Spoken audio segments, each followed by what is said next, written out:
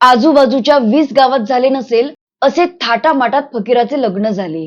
लग्नानंतर कार्तिक महिन्यापासून वैशाखापर्यंत 6 महिने फकीरा घर सोडून कुठेही गेला नव्हता. राधाला मोठी काळजी मिटल्यासारखे वाटले. सरू राधाला राहीला काहीच काम करू देत नव्हती. सगळं घर एकटीच आवरत होती. आता आपल्याला सुखाचे दिवस आले आहेत असे राधा, दौलती, राही यांना वाटू लागले. आणि त्याच वेळी 6 महिन्यांपूर्वी सुरू झालेली तापसरी नावाची तापाची भयंकर साथ वाटेगावच्या अगदी जवळ येऊन पोहोचली.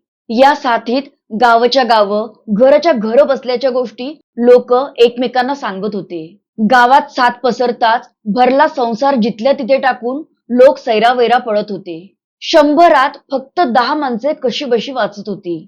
या भयंकर साथीची बातमी ऐकून राधा, दौलती, राहीबाई सगळेच घाबरले. या साथीच्या भयंकर भीतीत माणूस कसा तरी तग धरून जगत होता, पण त्यातच दुसऱ्या तितक्याच भयंकर संकटाने माणसांवर आक्रमण केले.